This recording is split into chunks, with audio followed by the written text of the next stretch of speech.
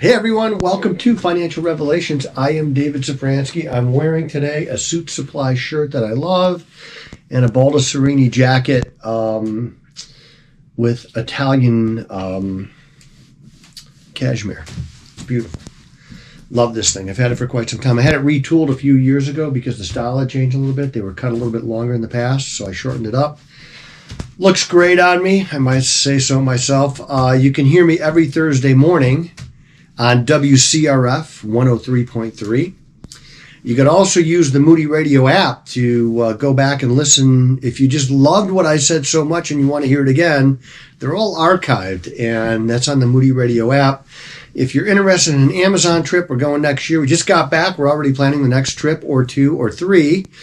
We have a lot of people that want to go, so if you're one of those people, you can contact us here at the office, 1-800-344-2534. You can ask questions there about the trip, or you can go to nativosusa.org. All of this is scrolling below me, so you don't have to write it down. You don't have to remember it because you can just watch the video, and it's right there. I'm on Moody Radio Thursday mornings from 8 to 9 live, and I take questions there live. They don't give me any heads up on the questions. You know, when you go to a radio show that they tape it, what they do is they have people call in and they call them back and ask them for their questions and research them. And they never get the answer wrong. I'm sure I get answers wrong from time to time, but you can call in the show. But better than that, you could even email Corey Nixon, Corey@EPSF.com, and you can ask her a question that you'd like us to answer. We're going to answer one today, as a matter of fact. So. And again, the Amazon trip next year, probably one in March and maybe one at the end of the summer also. So we have a lot of people that want to go in March. We have a lot of people that want to go at the end of the summer. So look on the nativosusa.org website. There's some great pictures on there. You can kind of get a sense of what we do and how we live when we're down there. The people are always surprised at how good the food is on the boat. It's nobody's starving to death on our missions trips, although you'll probably lose weight. My goal was to have all the guys come back at a size 32 waist. That was a stretch for some people, but they got a little bit closer. So let's talk about markets. The chaos that I talk about when I say the chaos is still present. And what do I mean by the chaos? Well, the obvious thing is some of the wild market swings that we've seen where markets are going up by 500, they're going down by 900, then they go up by 400, and you net out at zero. But that is a lot of volatility. That is, when you get those orders of magnitude moves, if you get a standard deviation move in one day, it scares people. I know this. I know the psychology of the market. I know the psychology of people who invest. I've been doing this for better than 30 years, so I understand intimately what people are going through emotionally and mentally and sometimes even physically when the market gyrates. They tend to go, when the markets gyrate to the upside, which, by the way, is the same volatility as going down, but because we have a negative bias as people, the downs affect us way worse and way longer. So, but when the markets are going up, people don't really call me a lot. When the markets are going down, people get scared. And I generally hearken back to 2008 and remind people, look, that was the worst market we've ever seen. This is nowhere near that. 2008 was the worst market we've ever seen. Nobody lost all their money. In fact, by the end of 2009, everybody was back in the green, and most people before that. So some of the other chaotic things that are adding to the chaos is the tariff talk, and there is a lot of tariff talk. And the thing that leads me to believe that by the time this tariff talk is over in June, that will be very accretive to the markets, is because every time it looks like President Trump is getting a little bit more lenient with tariffs, markets skyrocket. And the attacks on the Houthi terrorists, also adding to the chaos. The Houthis are out of Yemen, and they are experts they're pirates, basically. They attack shipping lanes. They kidnap people for long periods of time. They, at times, have totally shut down shipping in their area. And the United States government and this government especially says that's not going to happen. So they're making the Houthis pay. Now, a lot of oil comes from that region, so you could see a little bit of an oil price spike. And we saw that in the messages that were released from the signal debacle that the administration is currently going through right now. They were a little bit afraid of a oil spike. So we don't want to see that. We want to bring oil prices down. We do a lot of talking about drill, baby, drill. So if we're doing things that are making oil prices go up, it's going to hurt us. We don't want to do that. We want to see oil prices come down. The fallout from the DOGE guys that are finding this mainly, wasteful things. Now, just because it's a policy we don't agree with doesn't mean it's wasteful. Because to somebody, it's not wasteful. But I think they're on the right track. I think when they do, if they're supporting a transgender opera in Guatemala, that's wasteful spending. Our tax dollars don't need to be going to that. We shouldn't be doing gender reassignment surgeries anywhere. We shouldn't be doing it anywhere paid for by the government. That should never happen. And so there's a lot of fallout from that because there's a lot of judges, there's a lot of left-wing judges that are stopping some of this. So what happens is there's uncertainty around it, and the market hates uncertainty. The illegal immigration crackdown is also causing a lot of consternation and worry among some industries that mainly use illegal immigrants. They're very upset. There's an apple. I live in Vermilion, Ohio, and there's a couple of apple farms out there. And I was talking to a guy that owned an apple farm. He says, well, I don't like Trump because he's taken all my laborers away. And I said, well, why don't you hire legal people? And he just looked at me like I was a moron, like I could never do that. Well, you can do that. There's people that follow crops all through the United States. Legally, they're here. Their kids are here. Their kids go to school. They get a computer when they cross the border. These things can be done. You don't need to hire illegal immigrants. And if you do that, well, you're going to be in trouble. And I don't feel sorry for you. I am not sorry at all that you cannot hire illegal immigrants. So, but that adds to the chaos when we're affecting immigration. And then the Fed not playing ball right now. Chair Powell is political. There's no doubt about it. We need to wait to see what tariffs are going to do. I think is a bunch of malarkey. I don't agree with it. And all of these things lead to the market wanting to reprice stocks because they say, well, how's it going to affect the bottom line? So then stocks start to get repriced, and if profits are down, prices come down. The stock market is what we call a future discounting mechanism. So if profits are going up, stock prices go up, and they go in advance of the profits. If profits are coming down, stock prices are coming down, and that will happen in advance of the lower profits. But what I think is going to happen, I talked about this before, I think the tariff talk is going to be over mainly by June. I think it's mainly going to be over. April 2nd is a big day. That's right around the corner. That's next week. It's Wednesday of next week. So I think the Fed cut by June will either be happening or it will be imminent. Very accretive to the market. That's very positive to market growth. And you're going to see market growth come. It will follow a Fed rate cut. And I think there's probably at least 2 cuts this year and probably 3, especially if we get energy prices down. That's going to be lower energy prices are really the mother's milk to a growing economy, to a burgeoning economy, to a capitalist economy because it controls everything. Everything has to get to the store. And it does that on a truck, train, plane, maybe even if it's an electric truck, they still got to charge it, and energy prices being lower help that. So cutting oil prices, getting oil lower is going to be huge. You cut rates, you start drilling, energy prices are going to go down, economies are going to grow. It's going to be great. And I think you're going to have a lot more certainty on the tax policy and the budget certainty that will be here by June. We would rather see one big, beautiful bill, as Trump put it. It might not be that way. I think you get only a couple of bites at this apple, and you're starting to plan for the midterms once November hits. Everything that happens after that is going to be for the midterms next year, and you've got to be hitting on some cylinders if you think you're going to hold the House. And if they don't hold the House, they're in trouble. So they understand the clock, and they understand the clock is ticking, and they understand the impact of the clock. I have no doubt.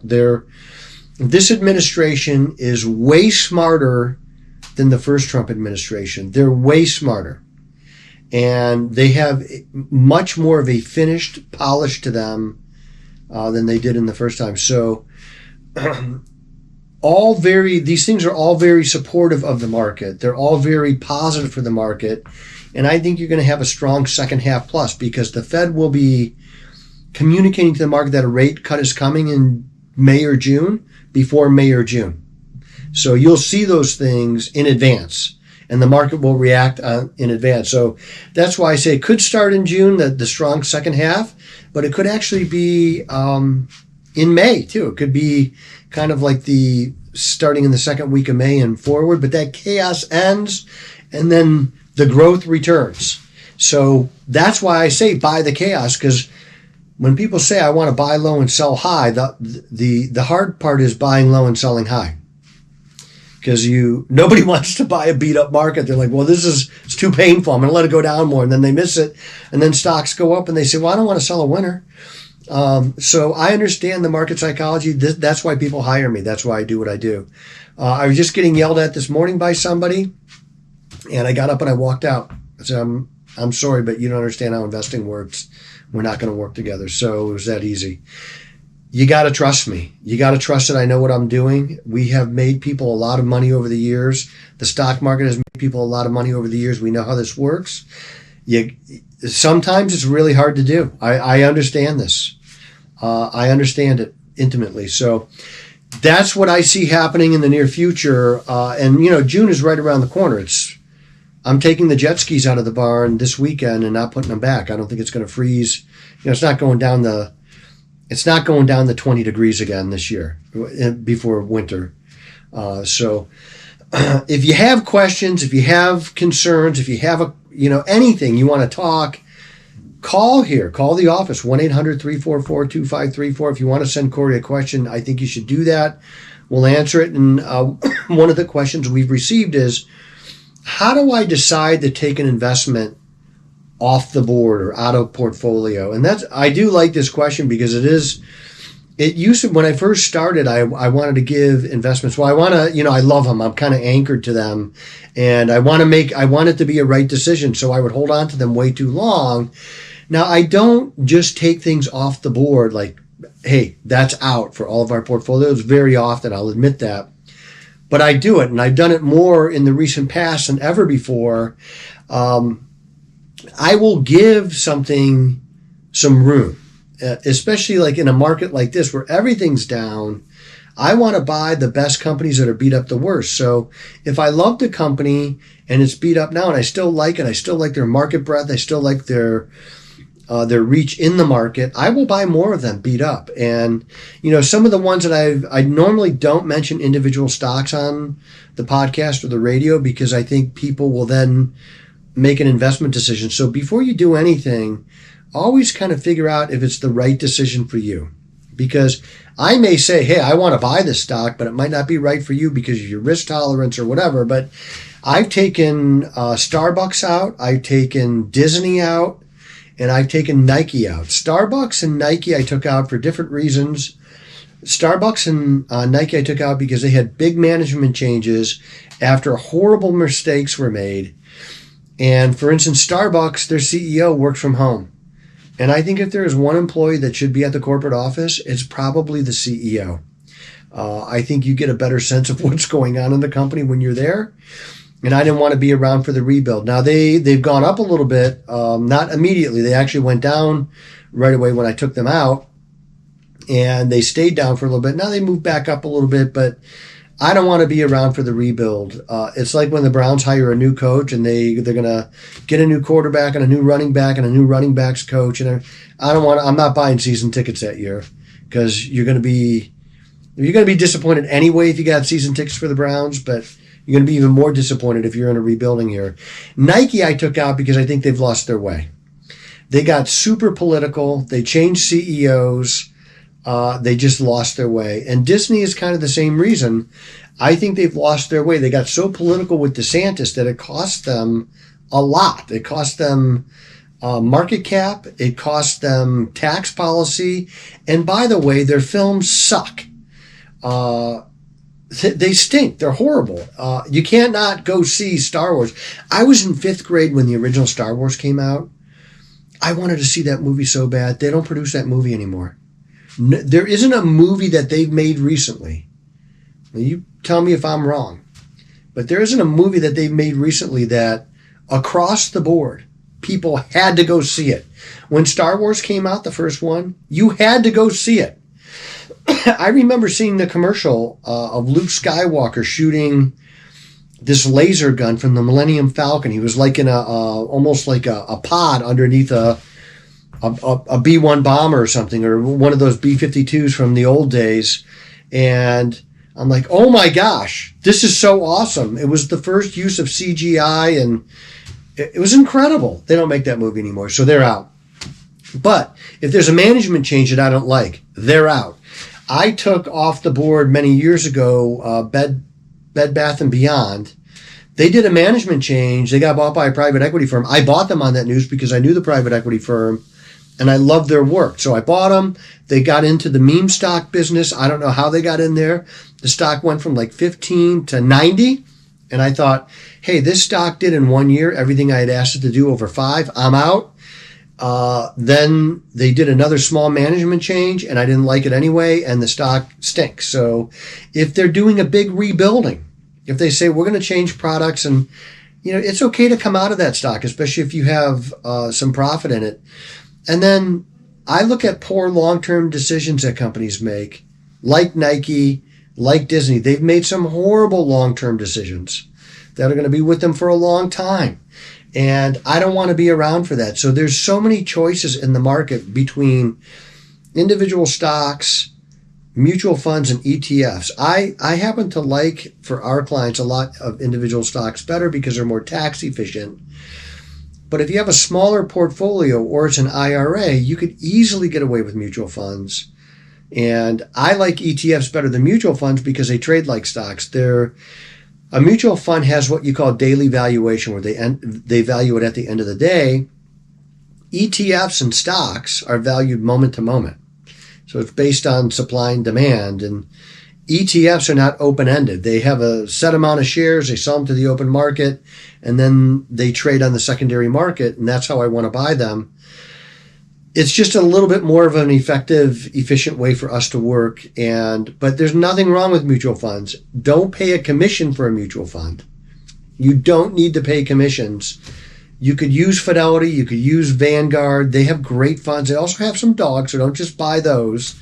But get into, if you're going to use an advisor, use a fee-based advisor. It's a way better relationship for you than a commission-based. And you can get loaded funds with a fee-based advisor where they wipe out the load. So you're not paying, like American funds, the maximum load on American funds is 5.75%. That's a big commission, 5.75%. You do not want to pay that. Do not pay commissions. Friends, don't let friends pay commissions. So now there's some products where you can't get away from it. I understand that. So you're going to pick the lowest commission that you can get for the best product. And we help people do that all the time. But that's how I look at stocks when I take them out, or an investment. Don't just say stocks. It could be a bond. It could be an ETF or a mutual fund. I look at those things. When we were using more mutual funds back when I first started, there were companies, there was a global bond fund where they changed management. I immediately took it out of portfolios, and it was a wise thing because their investment philosophy changed, and it costs a lot of money for people. So, there are some advisors, they're like magicians. They can make money disappear. I don't want to do that. I want to be the other kind of magician where we make money grow dramatically. So that's how we do it. We look at those things constantly, evaluating portfolios, stocks. We read a lot of research. I get up every morning at about 4:30 or 5. And after reading my Bible and a few books, daily readers that I read, I'm reading research. I'm looking at market breadth. I'm looking at what is in the news. What are people upgrading? What are people downgrading? Why are they doing those things? So I'm reading a lot of that stuff. You don't necessarily have to do all that if you're in mutual funds. In fact, you probably shouldn't. It's just going to drive you crazy.